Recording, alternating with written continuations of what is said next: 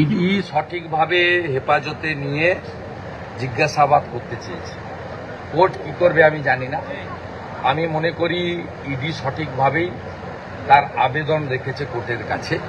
এই সব লোককে যার আয়ের থেকে বেশি সম্পত্তি খুঁজে পেয়েছে ওনার এবং ওনার স্ত্রী, তাতে তাদেরকে ডেকে জিজ্ঞাসাবাদ করা উচিত। কারণ যে থিওরিটা পশ্চিমবাংলায় চালু আছে 75-25, তা 25-এই যদি 12 কোটি উদ্বৃত্ত সম্পত্তি হয় তাহলে 75-এ 36, সেই 36 কোথায় গেছে? পিসির কাছে না ভাইপোর কাছে? এটা জানতে গেলে চন্দ্রনাথকে হেফাজতে নেওয়া হবে।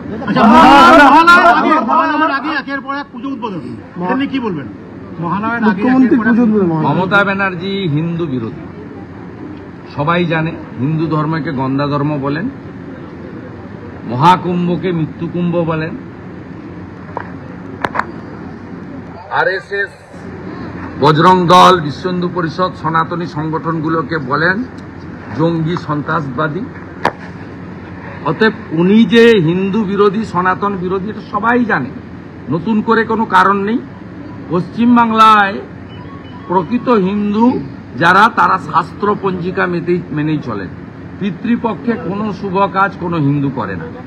পিতা মাতা যাদের গত হয়েছেন তারা গয়াতে এই সময় পিণ্ডদান করেন। আমাদের শুভপক্ষ শুরু হয় মহালয়া দিয়ে, দেবীর বোধন দিয়ে। আজকে উনি যেটা করছেন এটা হিন্দু ধর্মের অপমান। বরাবরই করে আসেন, প্রকাশ্যে করেন, বিধানসভার ফ্লোরে বলেন মহাকুম্ভ নয় মৃত্যুকুম্ভ, প্রকাশ্যে বলেন হিন্দু ধর্ম নয়, ওটা গন্ধা ধর্ম। একমাত্র ব্যক্তি যিনি রাম মন্দির উদ্বোধনের দিন মিছিল করেন। স্বাভাবিকভাবে মমতা বন্দ্যোপাধ্যায় আমাদের যে হিন্দু ধর্মীয় রীতিনীতিকে বদল করে হিন্দু ধর্মের অনুষ্ঠানকে কালচারাল অনুষ্ঠানে পরিণত করতে চান।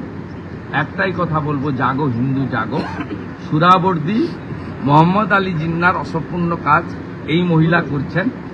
হিন্দুরা জোট বেঁধে দলের কথা ভুলে গিয়ে, জাতের কথা ভুলে গিয়ে একজোট হয়ে এখানে এই মুসলিম লীগ 2 সরকারকে পরাস্ত করুন, যাতে 26 সালে এই ধরনের মুখ্যমন্ত্রী না থাকে যে পিতৃপক্ষে গিয়ে কাঁচি নিয়ে ঘুরে বেড়াবেন।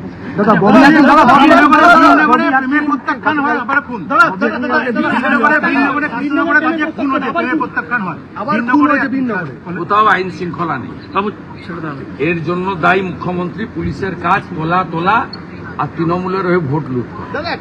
রবীন্দ্রনাথ ঠাকুরের ছবি পোড়ালো একটা জিহাদি, তাকে ধরা গেল না যতক্ষণ সে তৃণমূলে ছিল। যখন তৃণমূল তাকে সাসপেন্ড করলো, তারপরে তাকে গ্রেপ্তার করলো। তার মানে তৃণমূল যদি করেন আর বিশেষ সম্প্রদায়ের যদি ভোটার হন, তাকে পুলিশ টাচ করতে পারবে না। তৃণমূল সাসপেন্ড করার পরে অ্যারেস্ট হবে। জাতীয় মহিলা কমিশনের টিম আসছে। ধর্ষণের ঘটনায় যে গ্রেপ্তার হয়েছিল, চাঞ্চল্যকর অভিযোগ তার বিরুদ্ধে হাসপাতালের এক ছাঁটাই কর্মী, যে নাকি তাকে গর্ভধারণ করতে গেলেও সেক্ষেত্রে অনুমতি নিতে হতো জাহিরের। জহিরের অনুমতি লাগতো গর্ভধারণ। ছোট মুখ্যমন্ত্রী সৃষ্টিকর্তা মমতা বন্দ্যোপাধ্যায়, নাম তো জাহির আব্বাস। ভোট অনেক এদের 30-32% একসঙ্গে ভোট দেয়। আপনারা একসঙ্গে ভোট দেন না, এই সুযোগটা জাহির আব্বাসরা নিচ্ছে। হিন্দুরা যদি একসঙ্গে ভোটটা দিতে যায়, এক জায়গায় ভোটটা দেয়, তাহলে এই রকম জাহির আব্বাসদের সৃষ্টি হবে না।